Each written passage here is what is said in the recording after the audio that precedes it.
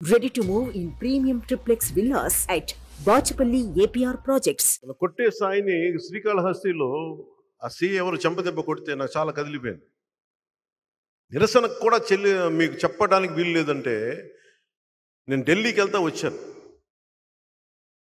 వచ్చి నాకు ఒకటే అనిపించింది, ఇక్కడ కొట్టే సాయి లాంటి నిలబడే వాళ్ళకి ధైర్యం చెప్పాలి, ఇక్కడ నేను రావాలి, అందుకని వచ్చిన రోజున.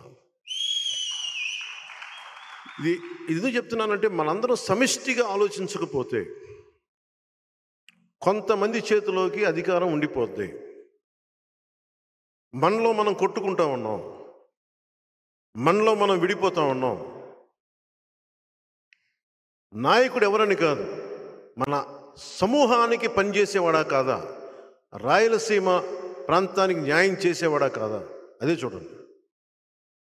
నేనైతే ఎక్కడికి పారిపోను. నిన్న రాత్రి కూడా నేను పనిచేసే స్టాఫ్ కింద పోలీసులు వచ్చి, ఇక్కడ మనం కొంచెం రెంట్కి తీసుకుంటే బిల్డింగ్లు, పోలీసులు వచ్చి మన దగ్గర పనిచేసే స్టాఫ్ని భయపెట్టే స్థాయికి వెళ్ళిపోతా ఉన్నారు. జగన్ ప్రభుత్వానికి ఒకటే చెప్తున్నాను, జగన్ ఇది 2009 కాదు, జగన్ ఇది 2024 మర్చిపోయి.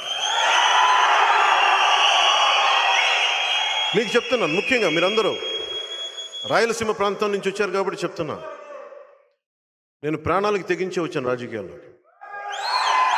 నేను భయపడ్డా. నేను రౌడీజంకి,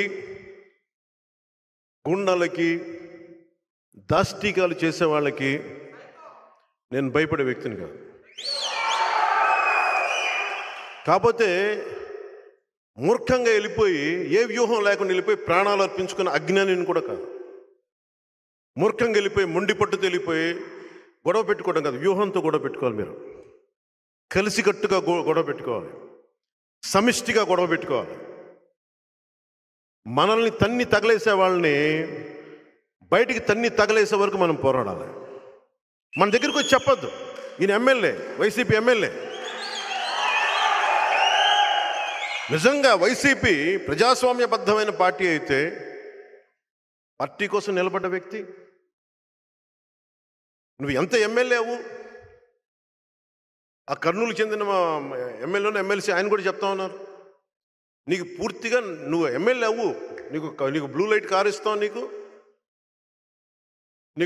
గన్మెన్ ఇస్తాం, కొన్ని సంతకాలు పెట్టడానికి అవకాశం ఇస్తామేమో, కానీ ప్రాక్సీ ఎమ్మెల్యే మావాడే ఉంటాడు, వాళ్ళ గుంపే ఉంటుంది. ఇంతకాడికి అధికారం ఎందుకు, ఎమ్మెల్యే దేనికి? అలాంటి వ్యధ పడే ఈ రోజున మన శ్రీనివాసులు గారు, ఆరణి శ్రీనివాసులు గారు వ్యధతో బయటకు వచ్చాడు ఈ రోజున. వైసీపీ ప్రజాస్వామ్యంలో నువ్వు బతకనివ్వాలి కదా, ప్రజల చేత ఎన్నుకోబడ్డ వ్యక్తి కదా. రాయలసీమ నుంచి ప్రతిసారి 2008లో ఉండింది తెగింపు, 2008లో నేను తెగింపు చూశాను. ఆ రోజున 2024 వచ్చేటప్పటికి అందరూ భయపడుతూ ఉన్నారు.